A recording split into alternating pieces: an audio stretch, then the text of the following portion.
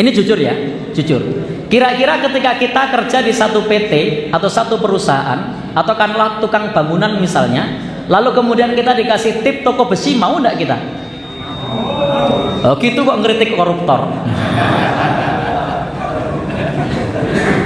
Gimana kita mau ngeritik koruptor sementara kita sendiri mau nerima tip? Mereka itu juga nerima tip. Impor beras sekian juta ton, 1 kilonya 1.000 rupiah. Dapat berapa? Ya, kalikan berapa juta ton.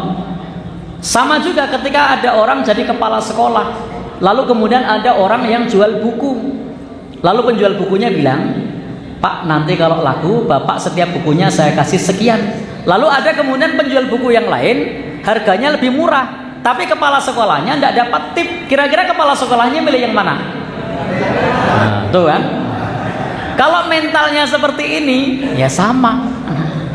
Artinya apa? Perbaikan itu dari kita. Kita mulai dari saat ini untuk melakukan perbaikan diri, perbaikan keluarga, perbaikan masyarakat untuk tidak korupsi. Insya Allah ketika memimpin kita juga tidak korupsi.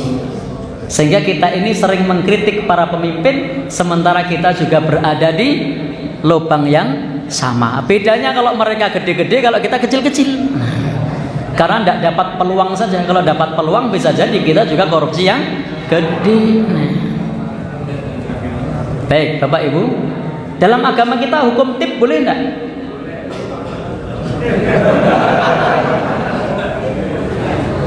Baik, kata Nabi, fama ba'da dzalika fahuwa ghulul. Apa yang lebih dari gaji itu adalah korupsi, kecuali gaji tersebut kecuali tambahan tersebut atas sepengetahuan dan izin otoritas pemegang keuangan, itu tidak termasuk korupsi.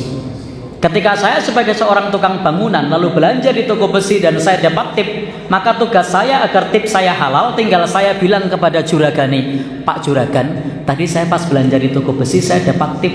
Juragani bilang, yos gue jenengan halal. Karena juragani bilang gue aku, ya sudah, berarti ikhlaskan.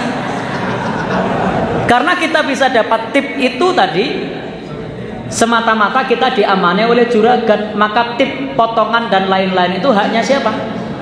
Hak juragan.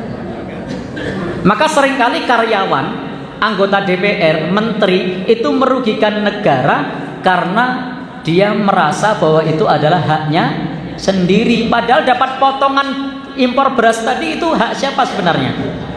Hak negara apa hak pribadi? Hak negara.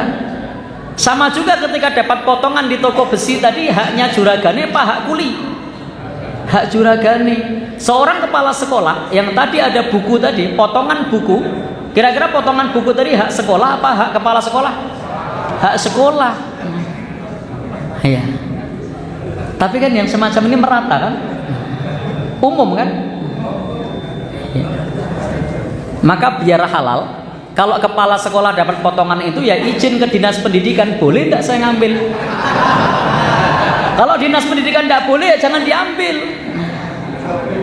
Kira-kira dinas pendidikan bilang boleh tidak? Tidak boleh. Nah, kok diambil? Jadi begitu Pak ya.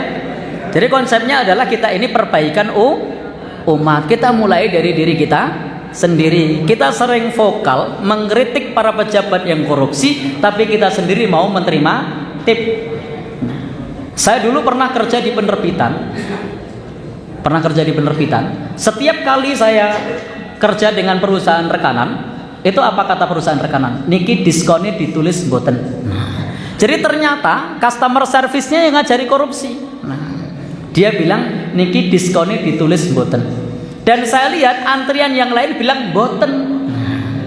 Alhamdulillah saya pernah belajar agama, saya bilang ditulis. Dan saya lihat dalam antrian saya itu yang bilang ditulis itu hanya beberapa. Yang lainnya bilang mboten. Itu kalau mboten kemana kira-kira diskonnya? Ya, gede loh itu. Gimana Pak? Masuk sangu. Itu bukan sangu, korupsi. 25%, 30% loh. Gede, minim 10%. Dan itu sudah biasa. Apalagi kalau proyek-proyek gede.